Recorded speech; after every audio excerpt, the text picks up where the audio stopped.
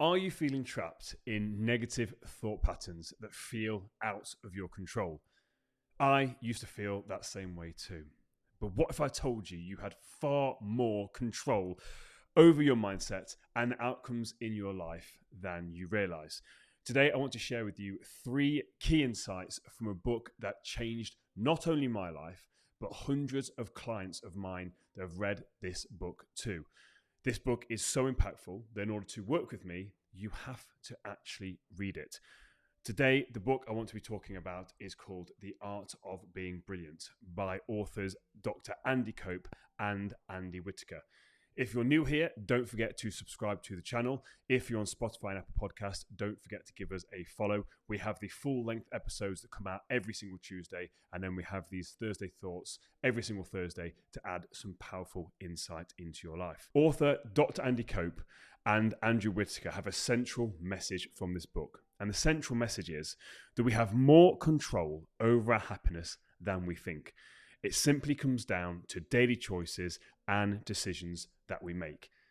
And if anyone has ever heard me speak at a keynote event, or if you've heard me speak in a school, you will know I use a concept called the sausage machine.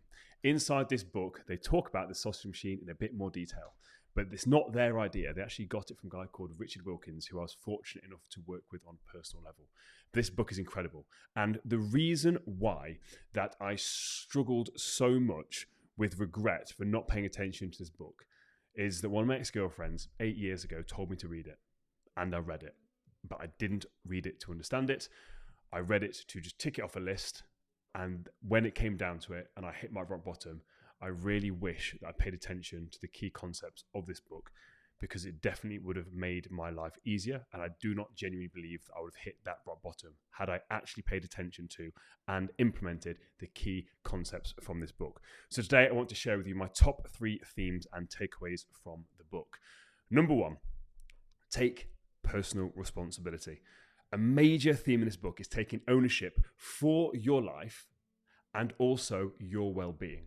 A lot of the time we put it on other people. We think it's somehow our partner's responsibility or our parents' responsibility.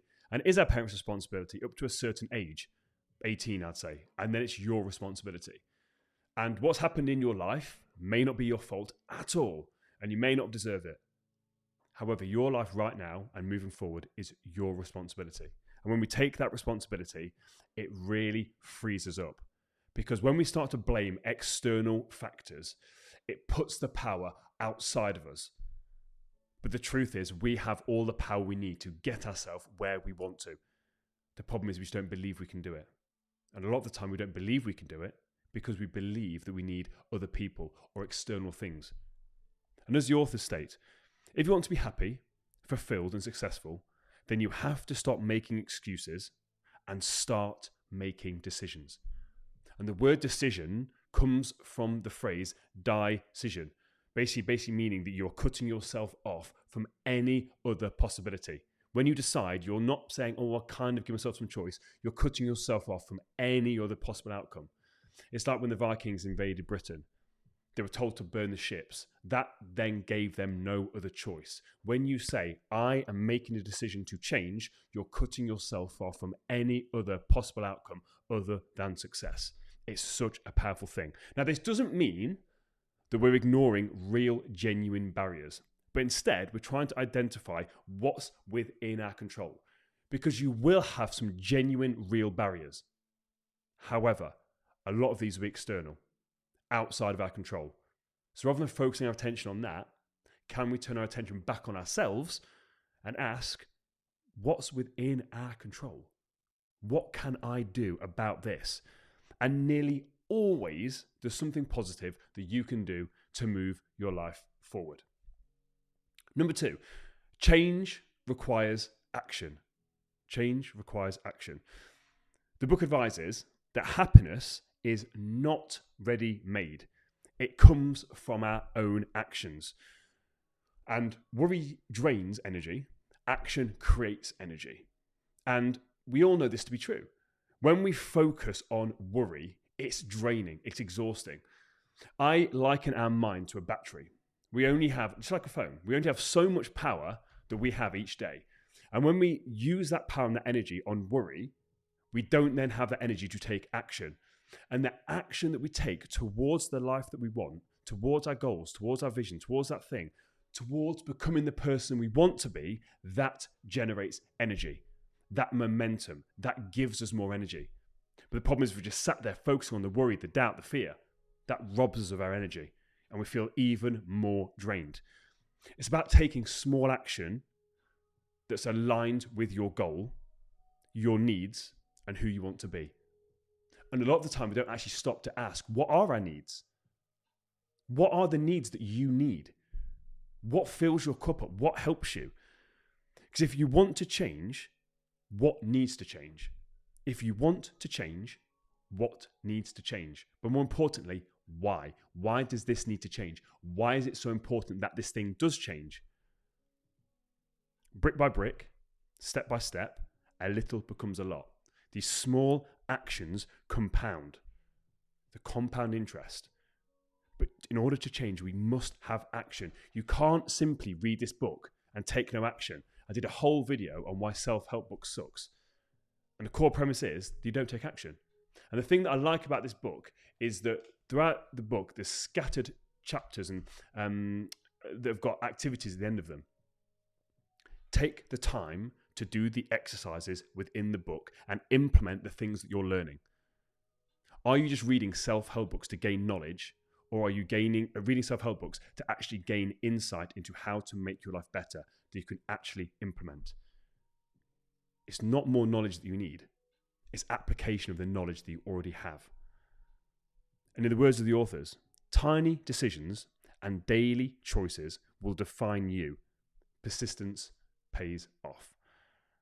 And before I go into the third and final point here, if you've taken any value from today's episode, don't forget to like and share it with a friend. Help us to spread the word to help as many people as possible. The final point number 3, find your authentic self. Find your authentic self. Now, in order to have fulfillment in life, we need to reverse engineer it. I believe, and the authors believe, that fulfillment comes from self-awareness and playing to your strengths. Self-awareness plus playing with your strengths equals fulfillment. I think it's absolutely beautiful. People talk about fulfillment all the time. But let's break it down to simple formulas. I love simple, tangible, usable formulas. Self-awareness. How do we gain self-awareness?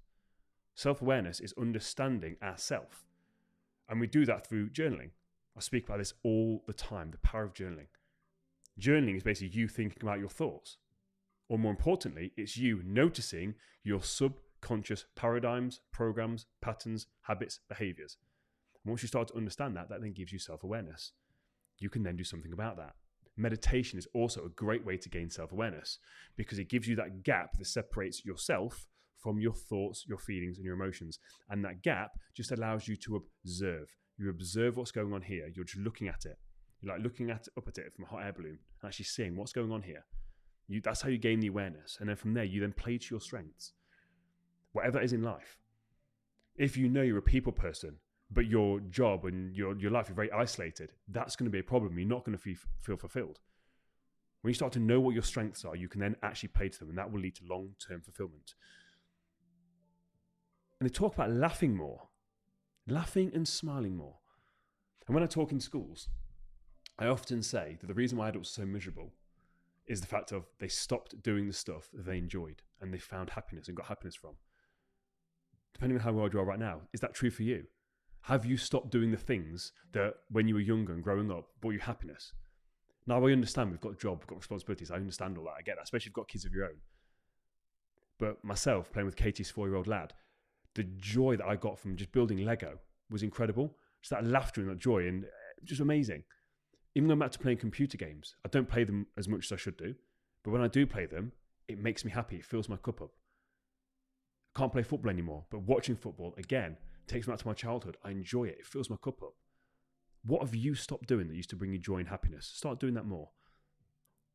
And also, stop comparing yourself with others negatively. Comparing yourself to others in a positive way can be really beneficial. And if you're trying to learn and get some knowledge, fantastic. I compare myself to others all the time. But I'm comparing myself to others that are further ahead than me. I don't see it as a negative. I see it as a positive because it gives me something to work towards. But if you're constantly on social media scrolling, doom scrolling, comparing yourself to other people's lives that you see on social media, stop doing it. As you spoke about earlier on, worry drains energy. Stop draining your energy. And the book states fulfillment, success, and happiness depend on being who we really are, as nature intended. And it also goes on to say that spending time getting to know yourself, honor what makes you feel energized and motivated, set meaningful goals based on your unique talents and personality. Stop living someone else's dream. Start finding out what motivates you, what fills up your cup. Every Thursday I come on here and I give you guys some ideas. These are things that have worked for myself and things that work for my clients. But I never tell my clients what to do. I make suggestions. They have to find out what fills their cup up. It's their goal. It's their life. It's your goals. What fills you up and what drains you? Stop living someone else's life. Stop living someone else's dream. Start living for yourself. Gain that self-awareness. Take back control. Start living your authentic life. Love you guys. See you next week. Take it easy.